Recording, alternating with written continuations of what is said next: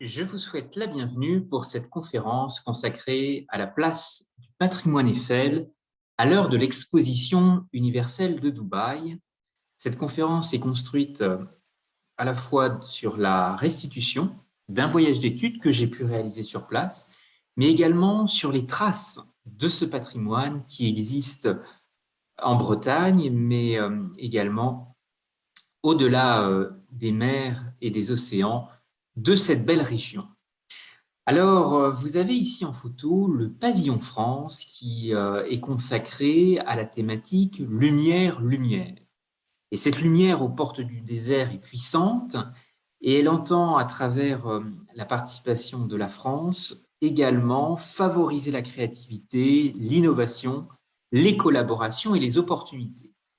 C'est à la fois un message qui est extrêmement fort dans le contexte actuel, marqué par des conflits, des guerres, de l'Ukraine au Yémen, mais c'est aussi un remarquable espoir pour se pencher sur l'histoire de nos territoires et essayer de façonner et de jeter des bases solides pour peut-être imaginer le design de demain.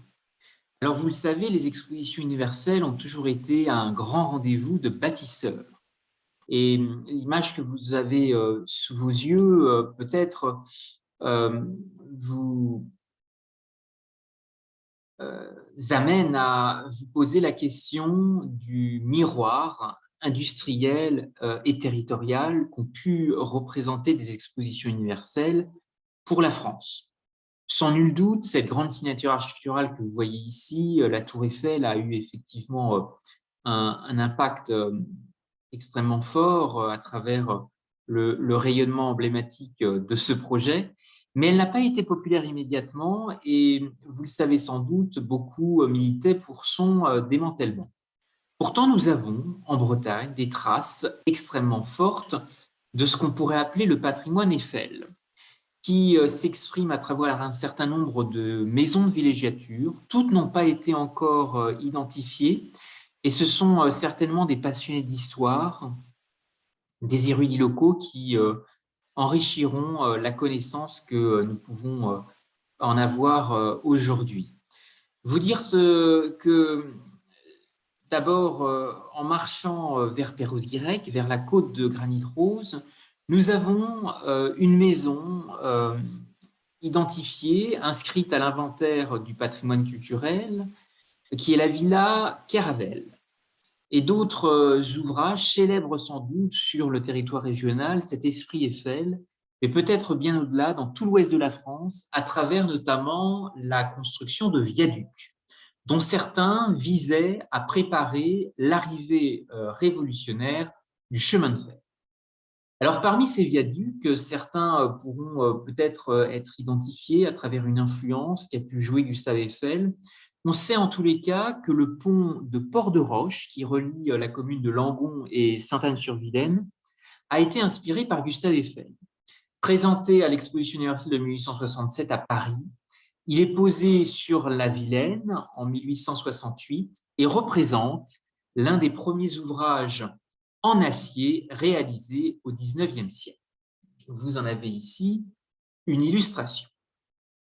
Mais de l'île-et-Vilaine, allons peut-être marcher dans le Finistère, dans la presqu'île de Crozon, pour nous interroger sur la place que représente une autre maison de villégiature dans le patrimoine Eiffel, cette villa Cararbruck, ou improprement appelée Villa Eiffel, a été construite au début des années 1890 par un Parisien, Maurice Desmarais, ami de la famille Peugeot. Et l'origine de cette maison démontable, unique en son genre à Morgat, reste mystérieuse. Il pourrait s'agir d'un pavillon de l'exposition universelle de 1889, remonté à Morgat, où l'œuvre de l'entreprise de Joseph Danly, créateur du système de construction par Paul Angouty dit Danly, dont le procédé est breveté en 1887 en Belgique. Alors, voyageons encore plus loin, de Crozon à La Roche-sur-Yon. D'abord parce que cette villa, qui est classée monument historique, inscription récente depuis janvier 2004, est assez unique à Crozon et dans toute la France et nous amène finalement à interroger l'originalité même de ces créations. Ça a tout son sens dans des stations balnéaires comme celle de Morgat, parce que ces maisons de fer construites à la suite de l'exposition universelle sont également des emblèmes, des ambassadeurs pour faire émerger un tourisme de villégiature et d'agrément. Et puis, ces maisons en fer, comme celle de Crozon, ont été aussi restaurées et retrouvées dans d'autres parcs, notamment le parc naturel régional de la Haute-Vallée de Chevreuse, qui sert aujourd'hui de gîte d'étape, et d'autres constructions démontables, produites en série, faciles à monter, et d'un coût modeste, ont été aussi exportées en nombre à la fin du XIXe siècle.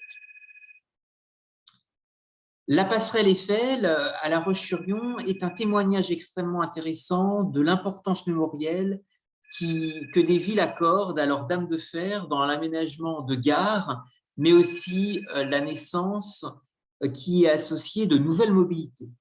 Et peut-être que cette passerelle tremplin, pour identifier nos communes dans le monde comme des cités du voyage et de l'entrepreneuriat, pourrait justement être un formidable écrin de notoriété, de dynamisme pour porter la voix de stations balnéaires, de communes littorales, ou peut-être également de communes qui sont des points névralgiques de mobilité dans un certain nombre de territoires. Ici, l'exemple de La Roche-sur-Yon comme capitale de la Vendée. Des images d'archives que vous pouvez retrouver ici qui vous montrent l'importance que cette passerelle a pu jouer pour l'aménagement de gares. Et bien entendu, d'autres témoignages qui ont maintenant une originalité et une saveur toute particulière aux portes du désert dans le cadre de l'exposition universelle à Dubaï. Cette exposition universelle se veut une expérience exceptionnelle et ses portes ne se referment jamais. On va le voir notamment à travers le témoignage Eiffel, ne se ferme jamais pour continuer à connecter les esprits et construire le futur. Et c'est peut-être l'un des messages forts aussi que nous laisse le patrimoine Eiffel. C'est un formidable horizon créatif qui a tout son sens aux portes du désert, puisqu'inutilisé puis définitivement démonté pendant des années, un escalier original à la Tour Eiffel a été inauguré par Nathalie Kennedy le 22 février dernier. La consul de France à Dubaï a inauguré cette pièce dans un parc de verdure qui fait partie intégrante du site de l'exposition universelle qui se déroule aux Émirats arabes unis. C'est un morceau d'histoire qui est maintenant une œuvre d'art et que vous pouvez contempler ici dans cet havre de verdure. Il a une signification particulière. Vous voyez ici cet escalier dans sa forme nocturne, entouré de nombreux visiteurs du monde entier qui participent à l'exposition universelle. Mais cet escalier a aussi une signification très forte parce qu'il est le symbole d'une amitié entre Gustave Eiffel et Jeanne d'Arc. Jeanne d'Arc qui était un ami proche de Gustave Eiffel, et sa famille possède toujours une partie des escaliers d'origine de la Tour Eiffel. Cet entrepreneur atypique marseillais a été un très grand négociant dans le domaine du thé. Son entreprise a été créée en Provence en 1872 et l'histoire de ces thés recèle une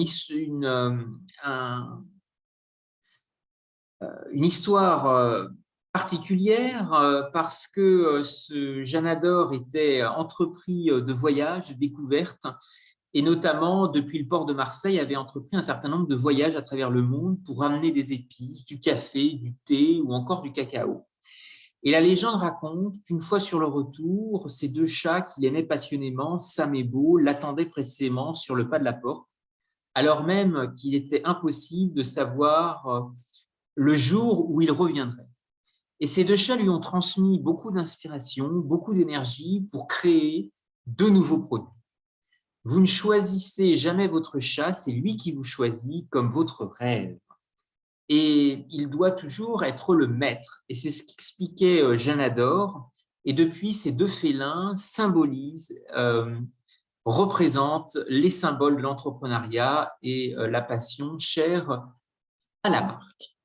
Alors, est-ce que ces deux chats, est-ce que cette amitié féconde entretenue entre Gustave Eiffel et Janador pourrait inspirer des villes dotées d'un patrimoine Eiffel à véhiculer de nouveaux récits créatifs, encourager de nouvelles dynamiques demain? Ce témoignage peut certainement inspirer une nouvelle vie au patrimoine Eiffel, qui est à la fois un laboratoire mémoriel pour de nombreuses communes, inscrits dans leur patrimoine, mais aussi une passerelle tremplin pour identifier, je pense en particulier à nos communes littorales, stations balnéaires, l'exemple de Crozon, de Perros-Guirec est intéressant, comme des cités du voyage et de l'entrepreneuriat.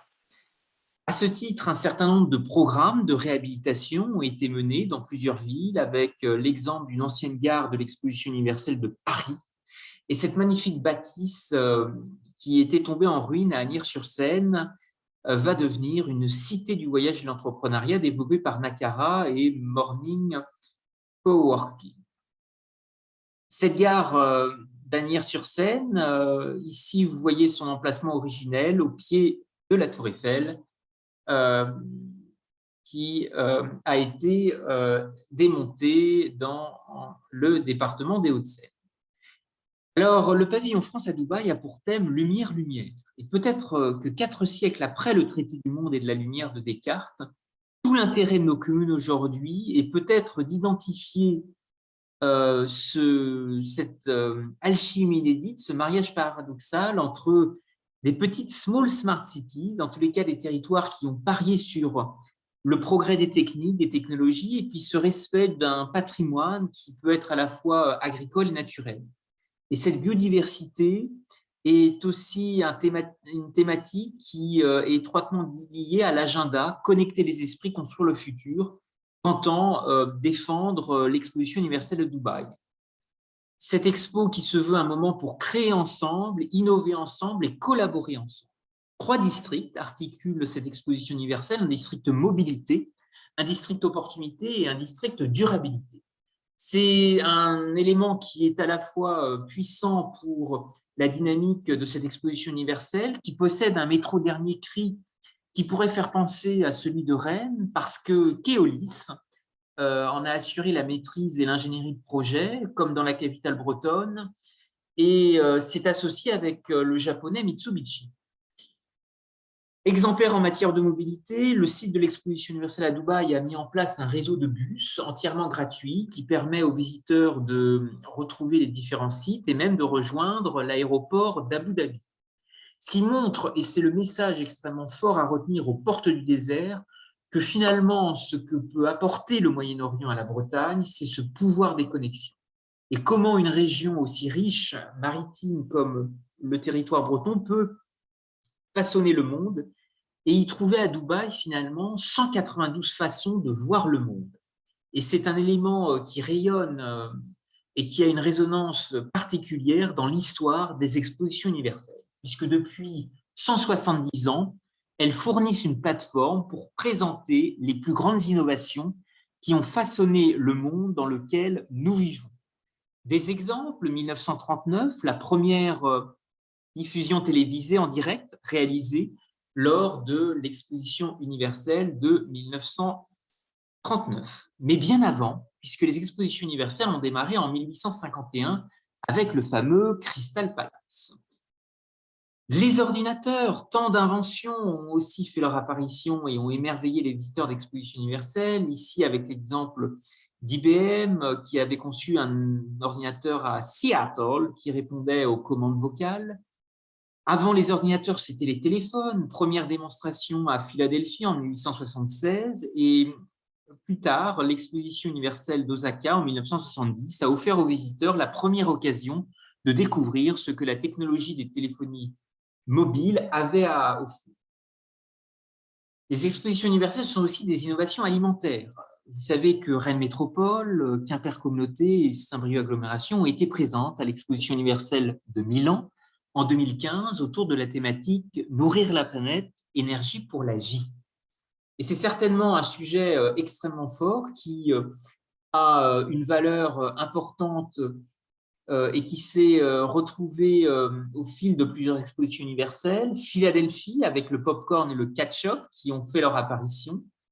Mais plus tard, c'est aussi les cônes de crème glacée lors de l'exposition universelle de Saint-Louis qui ont permis de gérer habilement les files d'attente et les queues des visiteurs qui attendaient pour les différents pavillons.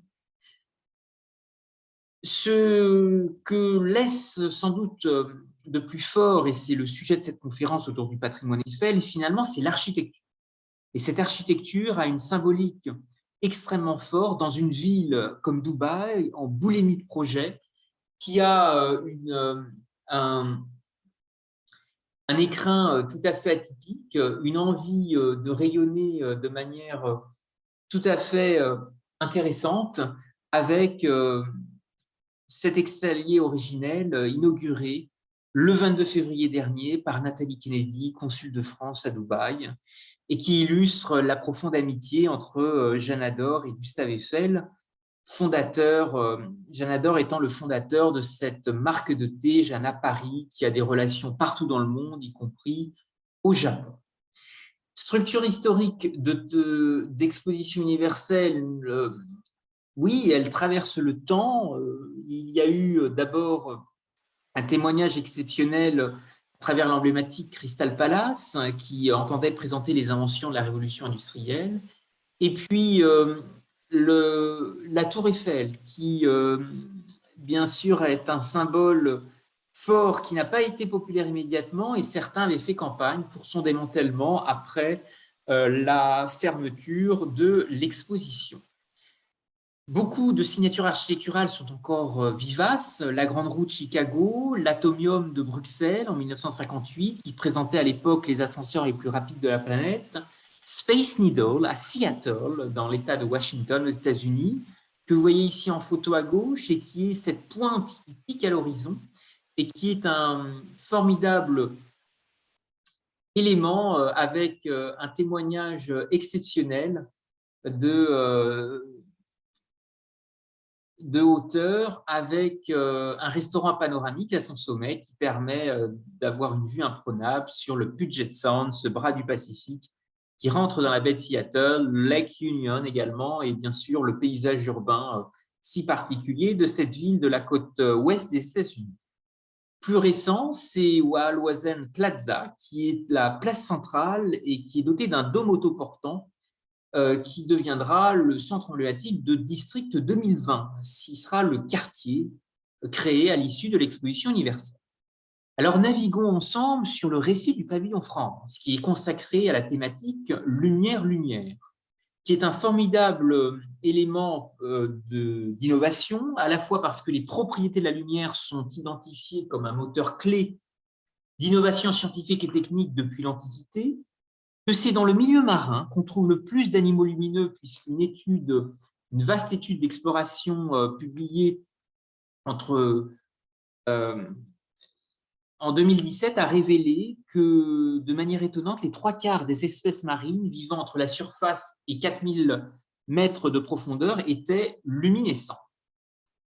D'autres territoires s'approprient cet imaginaire autour de la lumière, de la rencontre du fleuve, de la rencontre avec l'océan, ces terres d'estuaire au pays de Jules Verne qui manifestent aussi toute l'importance exceptionnelle qu'il est possible de faire autour de la lumière. Et ce sont aussi des frères éponymes qui portent un nom tout à fait remarquable, inventeur du cinéma et de la photographie, et qui avait identifié l'Ille-et-Vilaine comme une terre d'innovation.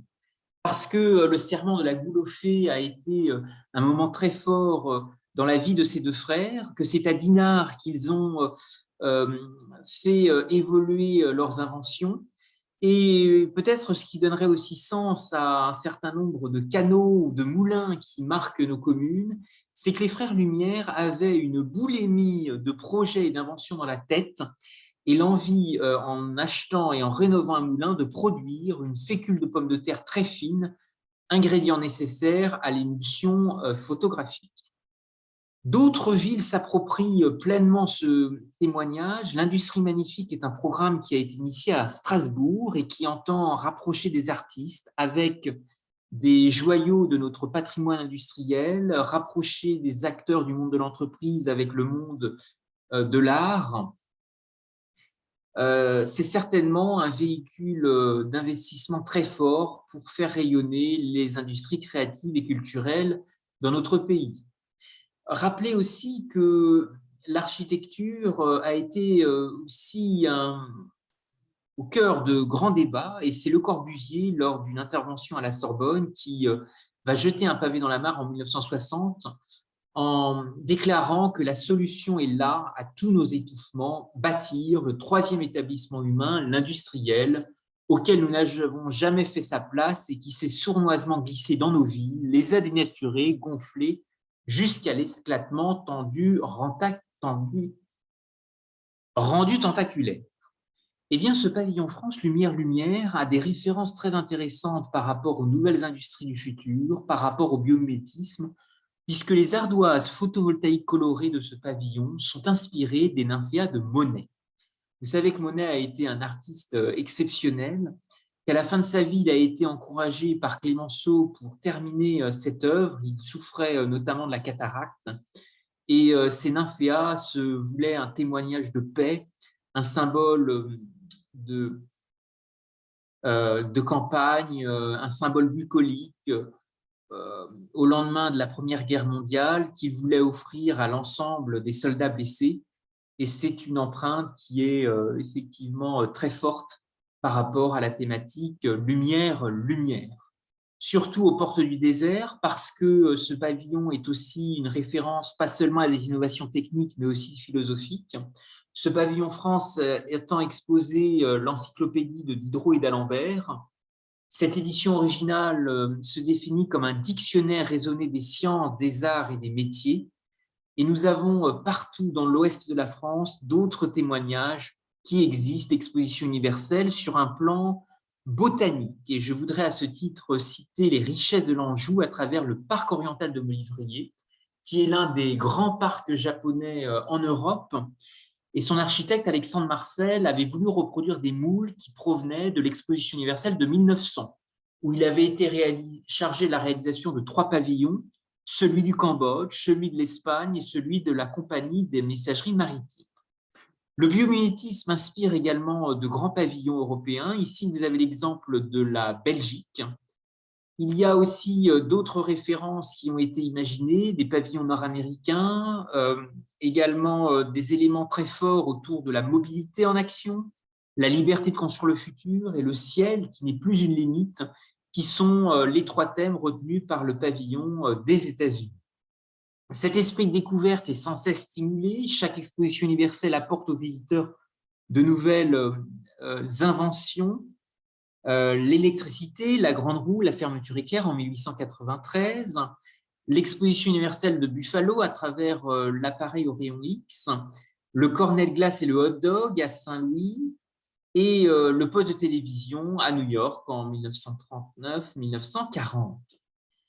Aujourd'hui, Dubaï est une zone d'influence très forte, zone d'influence américaine très marquée, et sans doute qu'avec l'inventivité française, l'expérience et l'aptitude du Made in France à répondre aux grands défis du monde, nous avons beaucoup de choses à apporter, beaucoup d'innovations à partager à travers la richesse de notre patrimoine, la force et l'inventivité qu'a pu laisser Gustave Eiffel et bien d'autres architectes ou savants.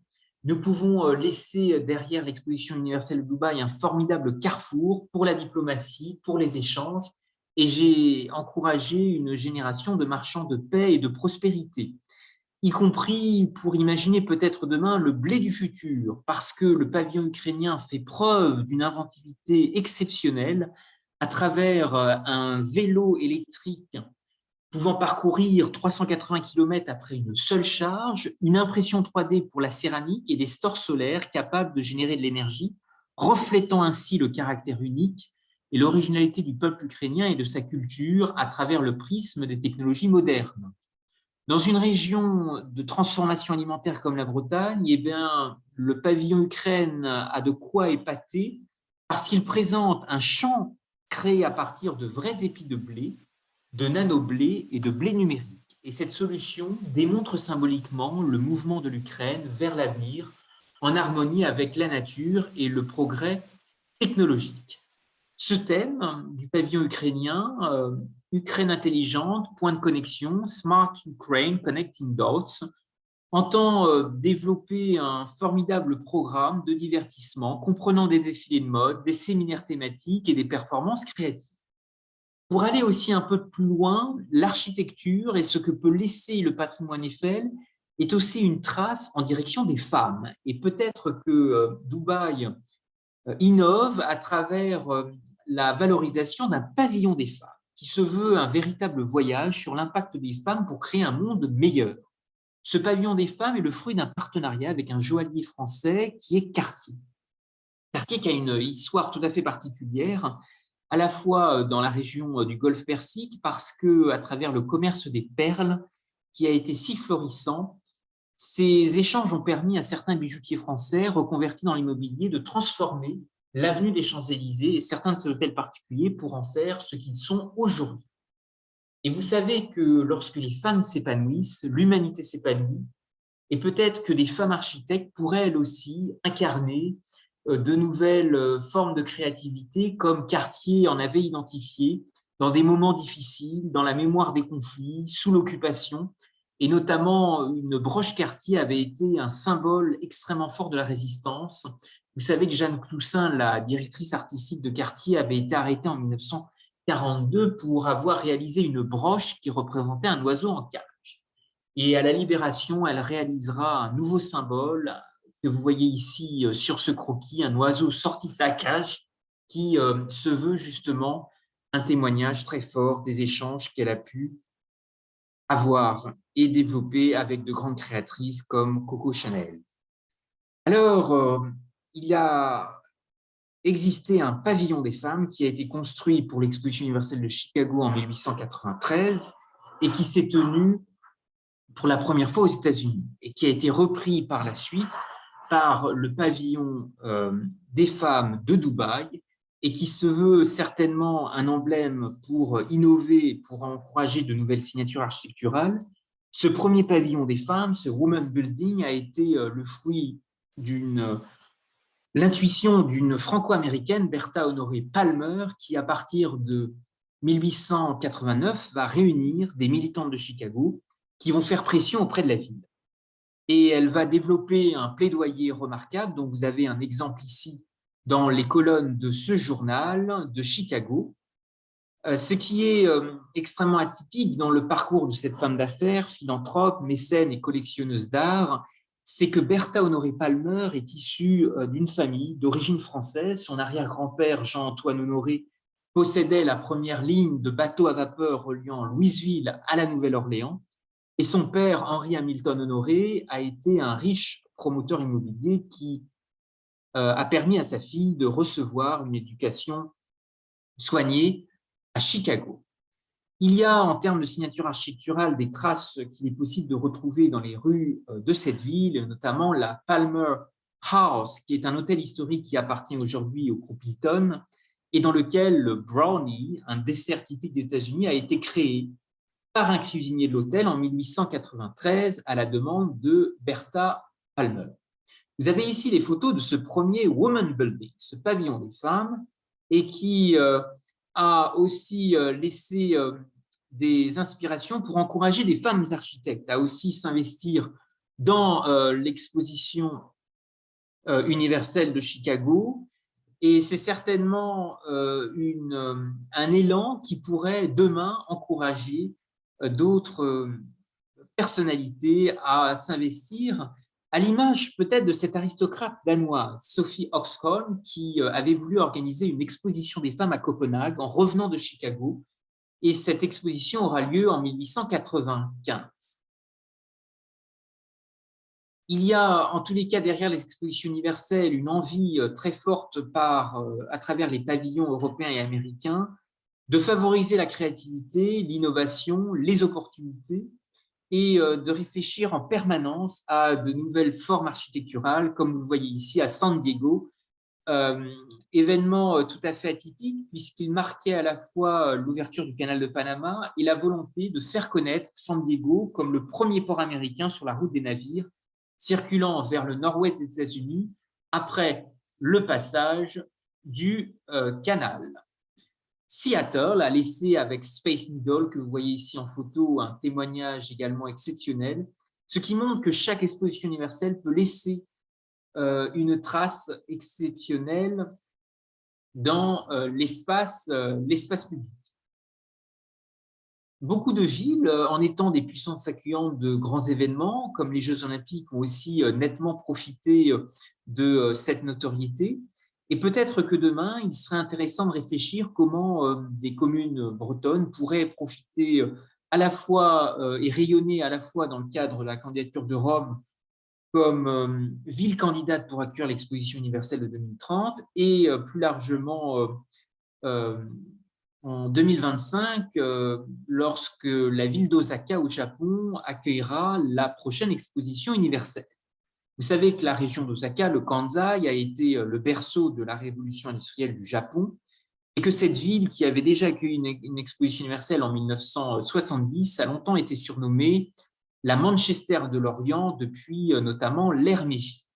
Et le thème de cette prochaine exposition universelle en 2025 aura pour thématique « Concevoir la société du futur, imaginer notre vie de demain ».